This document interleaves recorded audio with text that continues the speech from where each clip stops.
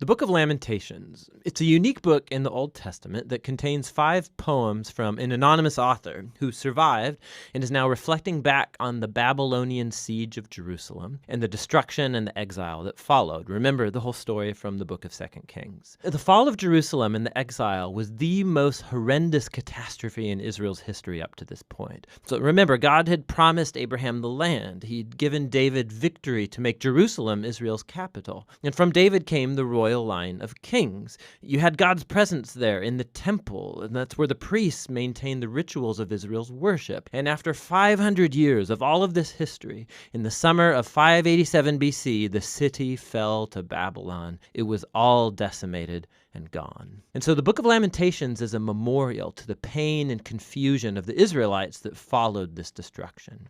Now, the lament poems found here are not unique in the Bible. There's lots of them in the book of Psalms. And these biblical poems of lament, they do a number of things. They're a form of protest. They're a way of drawing everybody's attention, including God's attention, to the horrible things that happen in this world that should not be tolerated. They're a way of processing emotion. So in these poems, God's people vent their anger and dismay at the ruin caused by people's sin and selfishness. And these poems are a place to voice confusion. Suffering makes us ask questions about God's character and promises, and none of this is looked down on in the Bible. Just the opposite. These poems of lament give a sacred dignity to human suffering. And so these human words of grief that are addressed to God have now become part of God's word to his people. The design of these 5 poems is very intentional. It's part of the book's message. So chapters 1 through 4 are called Acrostics, which means alphabet poems.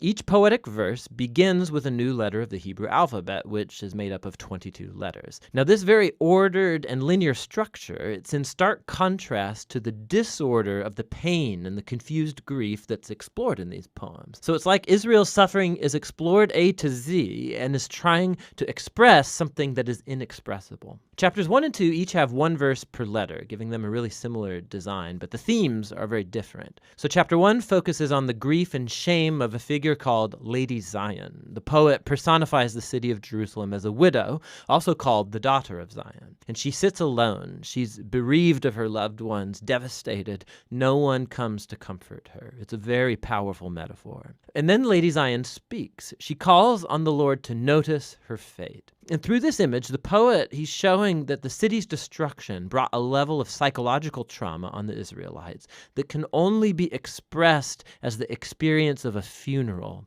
and the death of a loved one. Chapter 2 focuses on the fall of Jerusalem and how it was a consequence of Israel's sin and was brought about by God's wrath, which is a key word in this poem. Now, it's important to remember that in the Bible, God's wrath is not spontaneous, volatile anger. The biblical poets and prophets, they use this word to talk about God's justice. So Israel had entered a covenant agreement with God, and for centuries they've been violating it by worshiping other gods, perpetrating injustice, oppressing the poor. And so, yes, God is slow to anger, but he eventually does get angry at human evil, and he will bring his just anger in the form of punishment. In the case of Jerusalem, this involved allowing Babylon to come and conquer the city. And so this poem is acknowledging that God's wrath is justified, but this doesn't keep the poet from lamenting and asking God to show compassion once again. Chapter 3 breaks this design pattern by having 3 verses per letter, so it's the longest poem in the book. And the voice is that of a lonely man speaking out of his suffering and grief as a representative of the whole people. And what's interesting is that this chapter is full of language that's drawn from other parts of the Old Testament, from the laments of Job and from other important lament psalms, and even from the suffering servant poems in Isaiah. And the poet sees his hardship as a form of God's justice, like chapter 2 said. But paradoxically, this is what gives the poet hope. And it leads him to offer the only hopeful words in the whole book. Because of the Lord's covenant faithfulness, we do not perish. His mercies never fail. They're new every morning. How great is your faithfulness, O God. So I say to myself, the Lord is my inheritance, therefore I will put my hope in him. So the poet reasons, if God is consistent enough to bring his justice on human evil, then he'll also be consistent with his covenant promise to not allow evil to get the final word. And so for this poet, God's judgment is the seedbed of hope for the future. Chapter 4 goes back to the same alphabet structure as chapters 1 and 2, and is a vivid and disturbing depiction of the 2-year siege in Jerusalem. And it contrasts how things used to be in Jerusalem of the past and how terrible they became in the siege. So children used to laugh and play in the streets, but now they beg for food.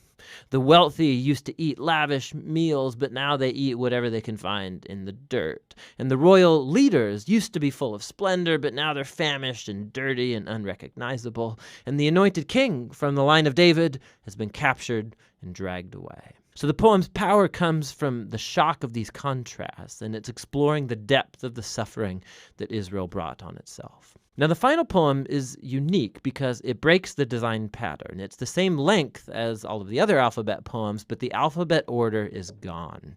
It's like the poet can't hold it together anymore, and his grief has exploded back into chaos. The poem is a communal prayer for God's mercy. Israel begs God not to ignore their suffering or abandon them. And the poem offers a long list of all of the different kinds of people who were devastated by the fall of the city. They ask God not to forget these people, and they lament on behalf of others, giving voice to their pain. Suffering in silence is just not a virtue in this book. God's people are not asked to deny their emotions, but voice their protest, to vent their feelings and pour it all out before God. The book ends with something of a paradox. The poet acknowledges that God is the eternal king of the world, but also that Israel's circumstances make them feel like God is nowhere to be found. And so the final words of the book leave this tension totally unresolved. It asks, unless you've totally rejected us, and the book ends. The poet doesn't offer a nice, neat conclusion, much like our own experiences of pain and suffering. The story of the Bible doesn't end here, but this very important book shows us how lament and prayer and grief are a crucial part of the journey of faith of God's people in a broken world. And that's what the book of Lamentations is all about.